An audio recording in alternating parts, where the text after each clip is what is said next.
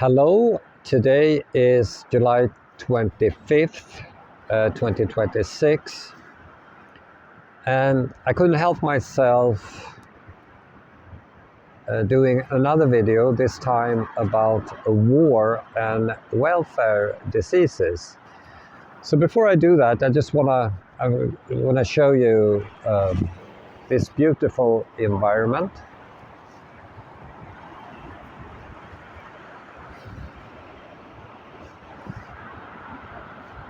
So I'm from Sweden, but my ancestors, I grew up in this environment, so it feels very comfortable for me to be here. And also having this, great jacket covering my head and body makes everything more easier.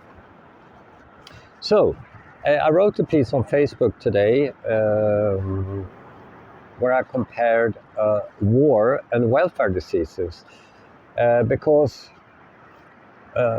60 armed conflicts are raging the world at this moment. 60 of them, more than 60. I think it's 61 or 62 or something like that. Still, more people die of welfare diseases. On top of that, war is extremely expensive. It's just such a waste of money, and it destroys everything, of course. It's terrible. But welfare diseases cost much more. It's more costly. It's unbelievable, isn't it? So why do we have these welfare diseases? Now, this is, of course, a very complex matter, and which is no finite answer for. So, because welfare, health, nutrition, and stuff like that, like psychology, is super complex, and the better way to do it is just to present like an opinion. But as I wrote, if we start with war and peace, so when Filippo Brunelleschi, he was an Italian guy. Italian didn't exist, so he lived in Florence actually. He offered to construct, or erect rather, the self-supporting cupola of Florence Cathedral.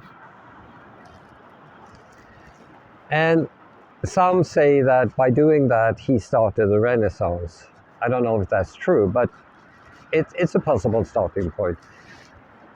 With the Renaissance thinking, the science revolution, and the Enlightenment, honor culture, argumentation, and war was replaced, not like that, but over a long period of time, by humanism, reason, and science. So instead of looking up, we look at each other and we say human value above all. Instead of arguing to be correct, we reason, we talk without winning. And instead of mythological convictions, we look at the science.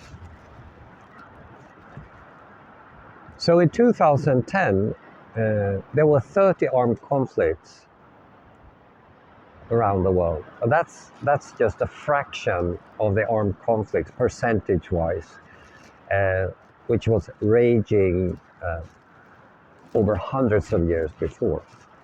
Now, in 1980, a lot of things happened. The world suffered from communism. Hundreds of millions of people have died from communism. But in 1980,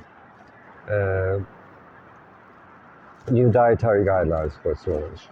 And it was based on, or inspired, I think, by Swedish biochemist Håkan Malmros, who conducted an epidemiological study with data from the Nordic countries and one state in the north of the United States.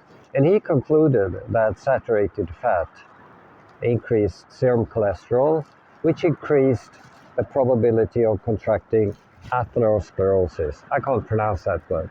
Now, this paper was published in 1950, and that is said to have inspired a guy called Ansel Keys to launch a global project to test the diet heart hypothesis. Now, it's very similar, but instead of atherosclerosis, Keys focused on cardiovascular disease, as far as I understand. Long story short, after these dietary guidelines was implemented, welfare diseases started to increase, not by small numbers. It basically exploded. So high blood pressure, type 2 diabetes, Alzheimer, and the marker, obesity, which is now a huge issue on a global scale. In 2023, Tedros, who is currently at the helm of WHO, reiterated these dietary guidelines, which I think is horrible. And he even said that we should eat less meat because it's a warning about saturated fat meat.